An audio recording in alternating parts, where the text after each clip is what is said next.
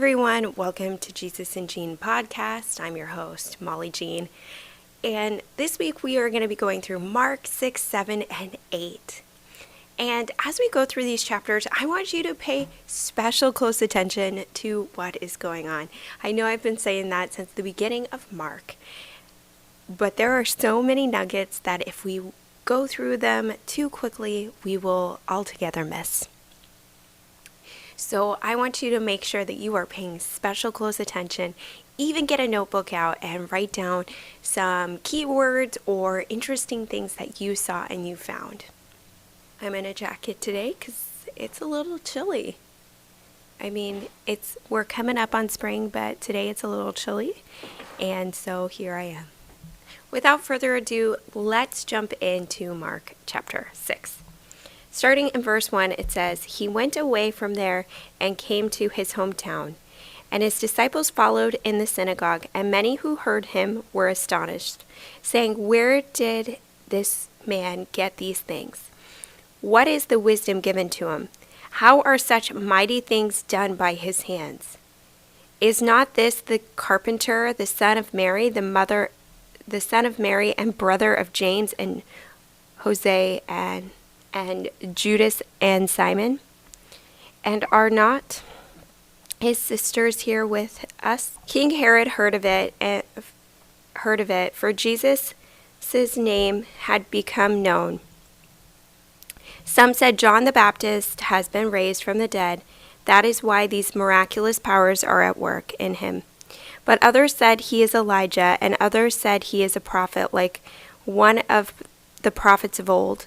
But when Herod heard of it, he said, 'John, whom I beheaded, has been raised.' For it was Herod who had sent and seized John and bound him in prison for the sake of Herodias, his brother Philip's wife, because he had married her. For John had been saying to Herod, 'It is not lawful for you to have your brother's wife.' And Herodias had a grudge against him and wanted to put him to death. But she could not, for Herod feared John, knowing that he was a righteous and holy man, and he kept him safe. When he heard him, he was greatly perplexed, and yet he heard him gladly. But an opportunity came when Herod on his birthday gave a banquet for his nobles and military commanders and the leading men of Galilee, for when Herodias' daughter came in and danced, she pleased Herod and his guests. And the king said to the girl, 'Ask me whatever you wish, and I will give it to you.' And he vowed to her, 'Whatever you ask me, I will give you, up to half of my kingdom.' And she went out and said to her mother, 'For what should I ask?' And she said, 'The head of John the Baptist.' And she came in immediately with haste to the king and asked him, saying, 'I want you to give me at once the head of John the Baptist on a platter.' And the king was exceedingly sorry, but because of his oaths and his guests, he did not want to break his word to her. And immediately the king sent an executioner with orders to bring John's head. He went and beheaded him in the prison, and brought his head on a platter and gave it to the girl, and the girl gave it to her mother. When his disciples heard of it, they came and took his body and laid it in the tomb." The jacket was a little too restricting, so I had to take it off. But so earlier, we did talk about how Jesus says a prophet is without honor in his hometown. And so we talked a little bit about that, and I related it more to when you get saved, when you surrender your life to Jesus, and the people that knew you before don't quite understand because they're like, you did this before, you did that before. And so they just, they don't understand, and it kind of can feel that way.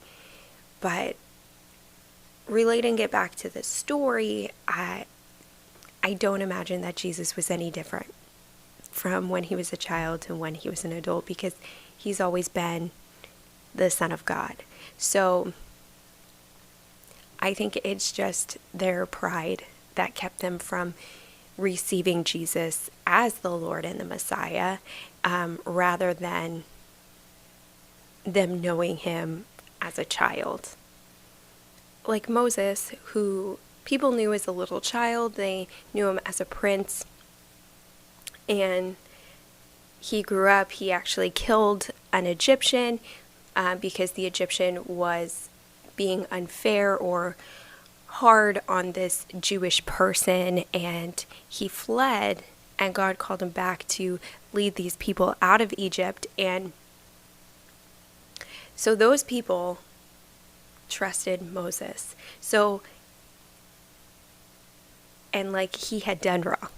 And so I think that's funny to see. And same with David, like people knew him as a little kid. People knew Joseph as a little kid. I'm making a lot of Old Testament references, so if you haven't been through the Bible, my apologies, but we will get to them. And there are a lot of leaders in the Old Testament that people knew as children. And I'm sure that they made mistakes. Joseph is notorious for telling his brother about the dreams he had and that he was going to be a ruler over people. And so, and then he did. And so when I think about this story about the town that he grew up in, just rejecting him and not accepting him as the Messiah or listening to him, for me, that looks just like pride. It's pride that they didn't want to accept, because I'm sure that there were indications that he was and is the Son of God, even as a child. So to me, that's just pride. But when we talked about it before, like that story was just on my heart about how people knew me from before, and I was so scared to tell them that I knew Jesus because they had known me before.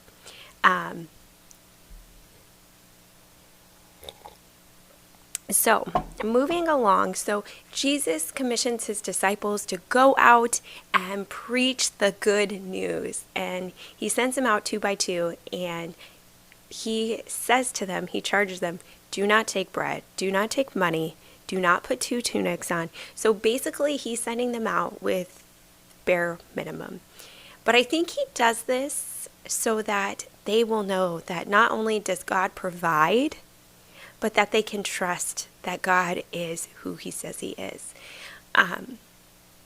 Because it's really easy when you go out for a trip and you pack all the things. You pack extra food in case the prices are too high or you can't find something, and you just pack everything, right?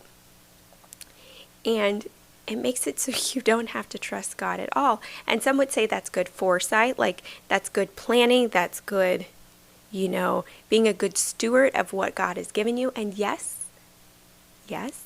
But in this instance, it reminds me of the Israelites in the wilderness when the manna came down, and God told them to take the manna that they needed for that day, and they would hoard it. They would hoard it and hoard it and hoard it, and then it became maggots. And then the manna that they had saved up, they didn't even have any. You know what I mean? And so it kind of reminds me of that. And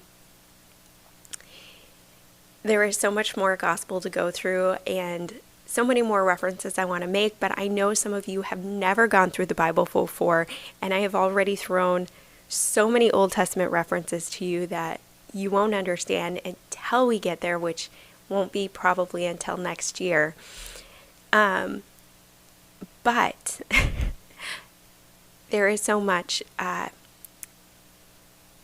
that this story reminds me of in the Bible, because I just want to say the Bible is interwoven. The stories all intersect, and God is the same God in the Old Testament and the New Testament. I just want to make that abundantly clear, because people tend to focus on the New Testament about Jesus, and as newborn baby Christians, we should, because Jesus is the one that gave us life. He redeemed us. He cleaned us of all of our sins. He broke the chains of the contract of sin that we were in with the devil and he broke those chains. He set us free. And so we should get to know the one who gave us freedom. And so we should go through the Gospels and learn the heart of Jesus, because when we learn the heart of Jesus, we learn the heart of the Father in the same breath. Because everything Jesus says, he points our eyes right back to the Father. So I think that it's a really good place to start is in the New Testament. But when you go through the Old Testament and you spend time in it, and you read it and you try to understand the context of that time and what is going on, you understand the New Testament so much better. So I'm really excited when we get there. I just had to throw that in. So he sends them out 2 by 2, and he says to them, if they don't receive you, shake the dust off your shoes. And so I have so many thoughts. So remember how we were talking about how sometimes it can be really scary to share the good news because we are afraid that people are going to reject us. And rejection is it's a part of life. And it just is it's a part of life. But I want to remind you that they are not rejecting you as a person. And I know sometimes it can feel like that when they are rejecting Jesus, who is our entire world. But they are not rejecting you. They are rejecting Jesus, which is much, much worse. Because them rejecting Jesus means that they will be without him for eternity. And it's heartbreaking. By the look on my face, it's heartbreaking, and it makes me want to go out there more and just tell everybody. So when you get rejected by somebody, when somebody rejects what you are saying, and you're trying to help them know who Jesus is, first of all, let's not take it personally. Because Jesus says that the world will hate us because we love him. And he has overcome the world. The world hated him first. Okay? And honestly, we should pray for them. We should pray for them. And the shaking the dust off your shoes, I don't know if they physically did this or if it was symbolism. I think sometimes doing the physical action of something is very symbolic as well. And so sometimes we just need to take our shoes and shake them off. And so also when people take you in, like if you are in a hard season of life, story time, when I was 28, which seems like forever ago, but it wasn't, I found myself pregnant and I wasn't married. And there is more to come on that story when we get into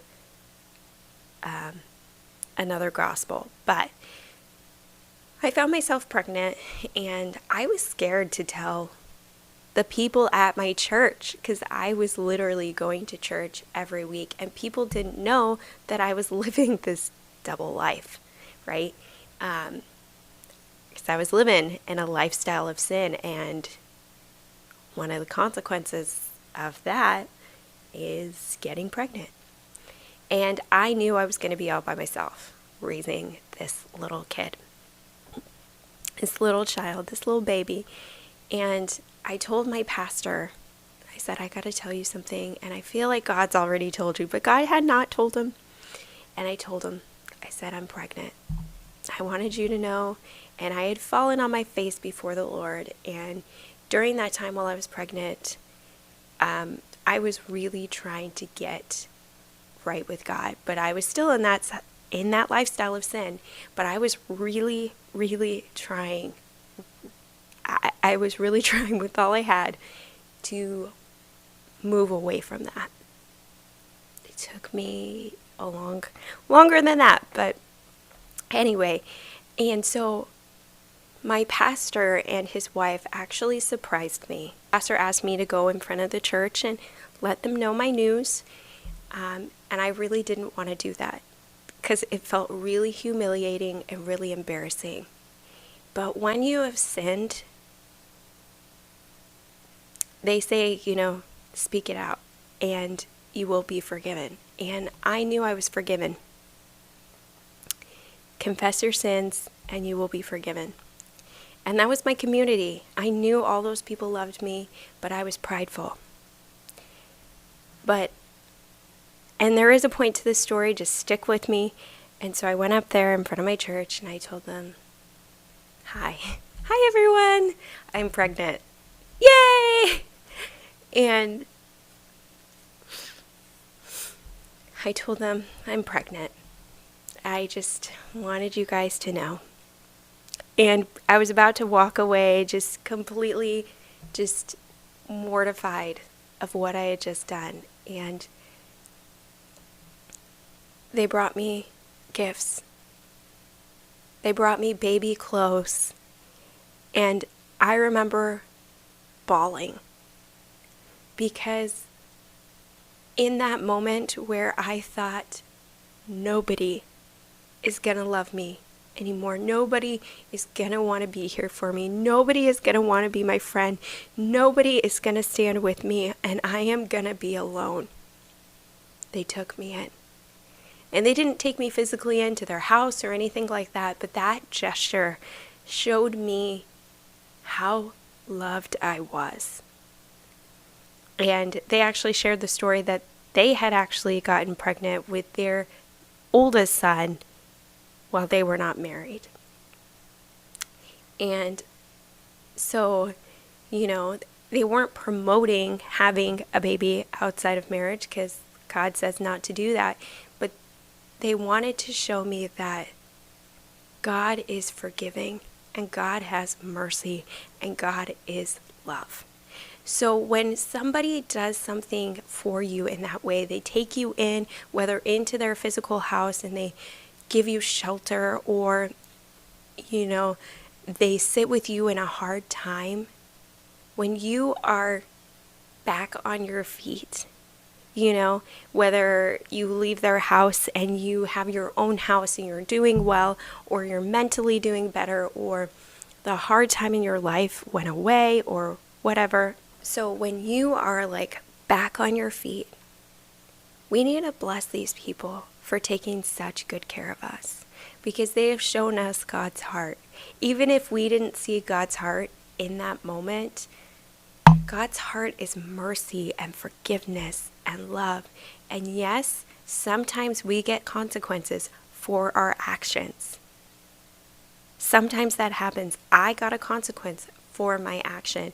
And I don't think the consequence was a baby, although some people would say it is, because a baby is a good gift from God. I think the consequence was me having to raise my child without a father. And the hardship that comes from raising a child by yourself. I think that was my consequence. But anyway, so people were receiving the disciples in, giving them food, giving them shelter, so that they didn't have to worry about carrying money, food, or having an extra tunic. So when people of God come to us and are preaching the good news, I think we should look for opportunities to bless people. If we are able to do it, and sometimes a blessing is not this big, huge thing, it is as small as a meal, right? It's as small as a meal. And I know some of you are like, hey, I can't even afford a meal for myself. Okay, then maybe that's not the blessing that you give. Maybe you give a blessing of time, of spending time with somebody, you know? I got way off on a tangent, but so the disciples went out and they cast out demons and they anointed people with oil that were sick and they healed them. So if the disciples can do that, so can you. Okay? And then King Herod, this is like one of my least favorite stories because I love all the Johns. So John the Baptist is one of my favorites, and King Herod treats him so poorly. So, to refresh you, King Herod doesn't want to kill John the Baptist because he knows he's a man of God. And Herodess, who is his brother's wife, and so Herod and Herodias want to be together, but Herodias is his brother's wife. So, and John told them that that's not lawful, so Herodias was upset with John, held a grudge, and asked for his head on a platter. So this is one of the prime examples why you do not take an oath. You do not take oaths. We do not take oaths because when you take an oath, you are held to that oath. And he said you can have anything you want, right? And then he was exceedingly sorry. And he should have gone back on that oath and said, I will give you anything else, but I cannot give you this man's head. He should have been a more respectable person, but he was worldly. She pleased him in that time frame, and he didn't want to look bad in front of his guests. But let this be an example of why we don't take oaths. And this story reminds me of a couple of other stories, but in the Bible, in the Old Testament. But I want to remind you that when we are having a good time, whether we are having a beer or some wine, and we're having a good time, I want you to remember that your guard is down, okay? And people are people, and they will manipulate people. People who know Jesus still sometimes try to manipulate other people because this is just part of our sin nature, and we should try to get away from it as best as we can. But people will come when your guard is down, when you're having a good time, when you are happy and joyful, and they will try to manipulate you so that they can have what they want.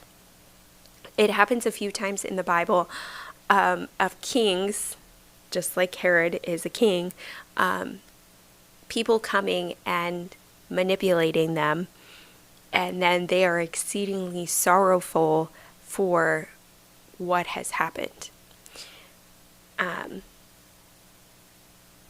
And we see a couple that actually are respectable and say, no, this will not be. But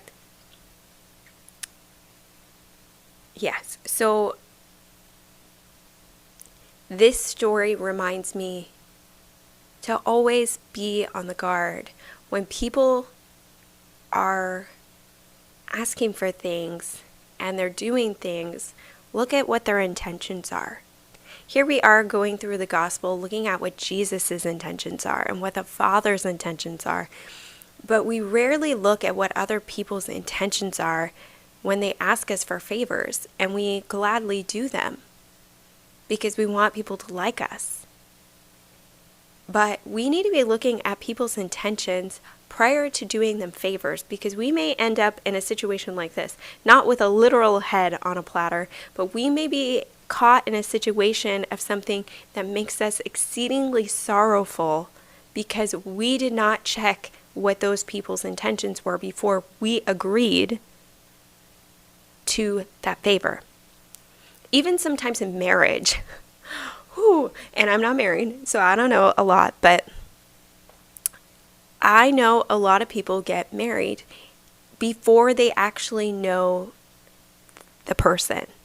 And then we make promises to these people and realize we never sought out what their intentions were. We just liked spending time with them. We just liked hanging out with them. We just thought they were cute, but we didn't check out what their values were, their faith was. And that is the problem with our society and why we see so much divorce, because our feelings are fickle. They really, really are. Our feelings are fickle and they will fade. And you hear people say all the time, I fell out of love, right? You hear that all the time. So it is better to know somebody's values and their faith, what they believe. Those are things to look for in a mate, for sure. To look for what they value, what their faith is. And you better know what their faith is down to the nitty-gritty, because a lot of people believe a lot of things, and a lot of people say that they're a Christian but actually don't walk out what Jesus said. And you got to know what their beliefs are in parenting, in politics, in all the things. And those are things to look for in a mate, not just, are they cute? Do they make my heart go pitter-patter? Because in 20 years from now, your heart might not be going pitter-patter, but at least you've got somebody who is, together with you and is going to stand by your side because you guys believe and you have faith and you have the same values. Love comes. I cannot tell you how many times I have started out disliking someone, like a friend, and I did not like them at all. Just did not like them. They were annoying, and over time, we kept getting thrown together. For instance, like a coworker at work. We kept getting thrown together, and I found them so annoying. I can't even describe to you how annoying I found this person. And we kept getting thrown together, and I was like, fine, you know what?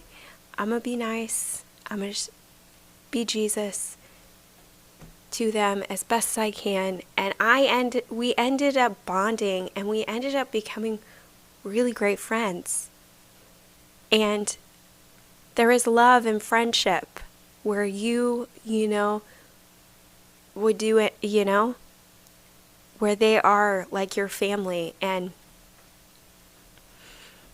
that can happen after you're married too. So just saying, be careful what you make an oath to. Make sure you know the people's intentions that you do favors for. And this is a lot of tangents, but it's all good. Let's go on to the last section of this, where Jesus feeds the 5,000, and then we will call it a day. Okay, here we go. Starting in verse 30, the apostles returned to Jesus and told him all that they had done and taught. And he said to them, "Come away by yourselves to a desolate place and rest a while."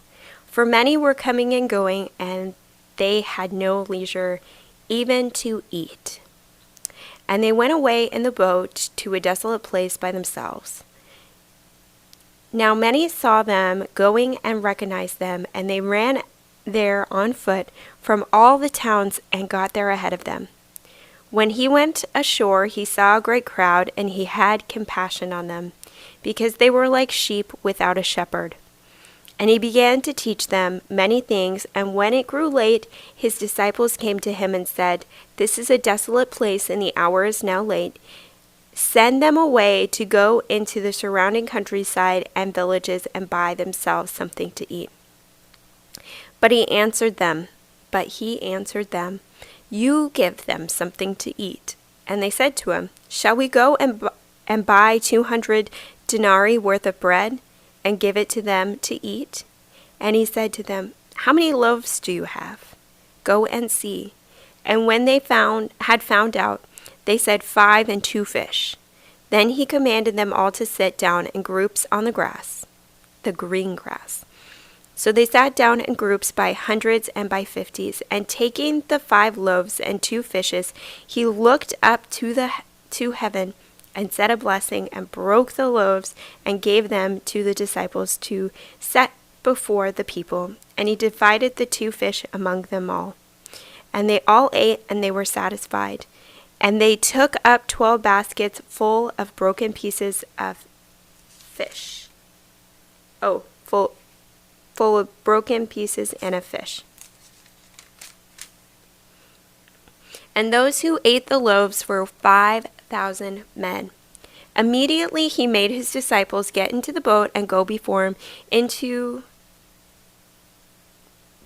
to the other side, to Bethsaida, while he dismissed the crowd, and after he had taken leave of them, he went up to the mountain to pray.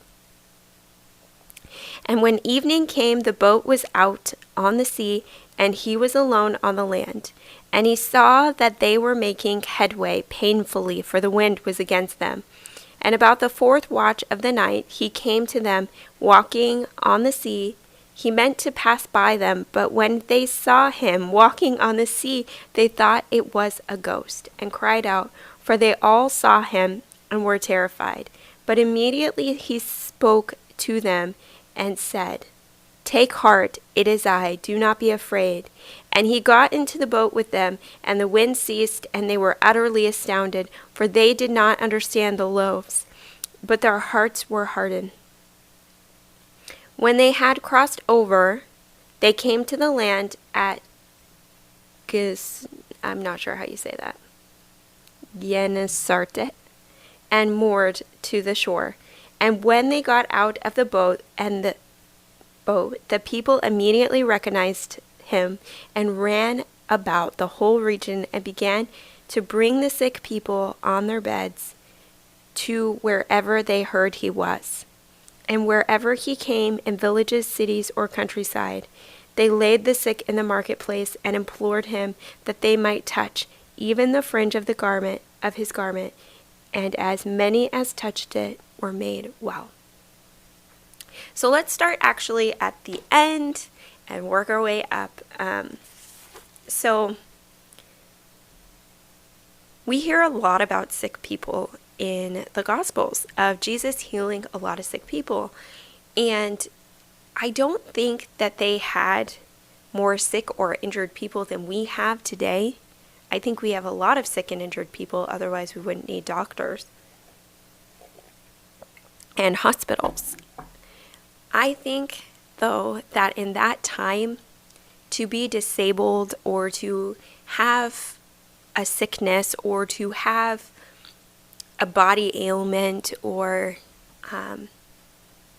like anything that we have today where people can still work and make money and have a living, they could not do. Like, for instance, like if you had an autoimmune disorder, you have to take very good care of your body. And back in that day, they didn't have as many resources as we have to be able to not work strenuously or, to be able to take care of that. And so I think a lot of people that were sick came because they had to work hard to make a living to support their family. And so I think that's why we see a lot of sick people. I don't think it's that they have more sick people than we have. I just think that they could not work. They could not work, and that made them destitute.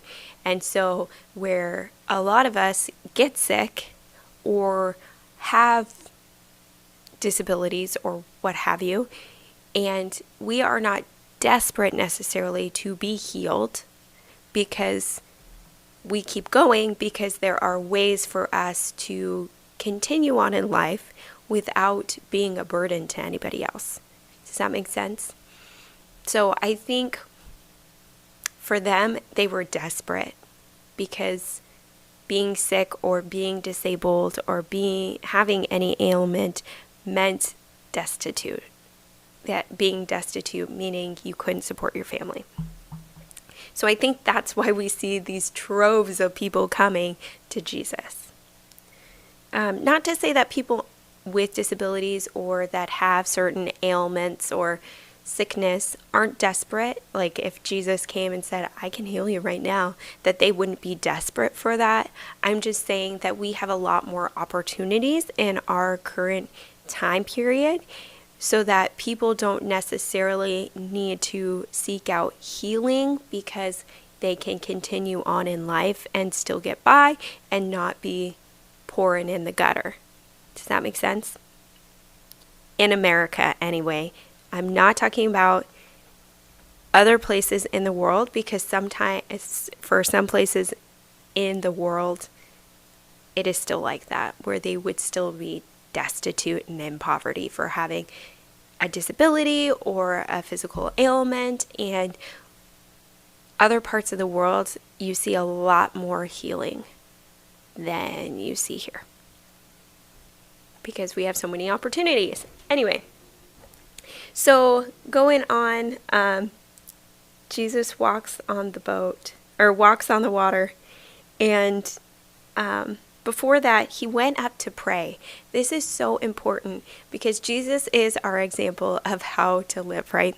So he takes time by himself to pray, to talk to the Father, and we need to be making sure that we do that too. Quiet time by yourself where we're not interrupted, spending time with the Father.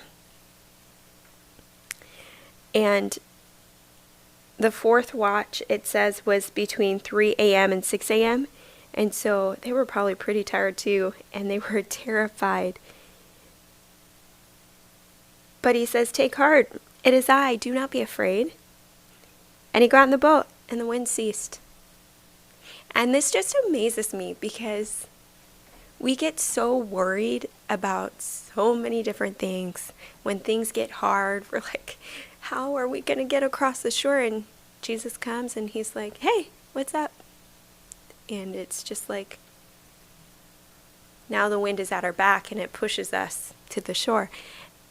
And I just want to remind you that everything in life is easier. It's easier to go through a hard storm with Jesus. He makes it so much easier to go through a storm. Your attitude is better. It might still be hard, really challenging to get through that storm. But with him by your side, you are protected, and he makes it easier. He turns the wind so it's pushing you instead of against you. Okay. So, let's go back. So the feeding of the people. He says, you give them something to eat. And they immediately thought, okay, you want us to go buy bread. Okay.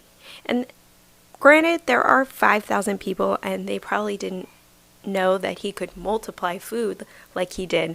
And so they were probably a little confused. But when I think of like what the takeaway for me is, when I see this, when people are like even for dinner, for instance, like when I think about what I'm going to make for dinner, I always want to go out and buy things instead of looking and seeing what I have available in my house.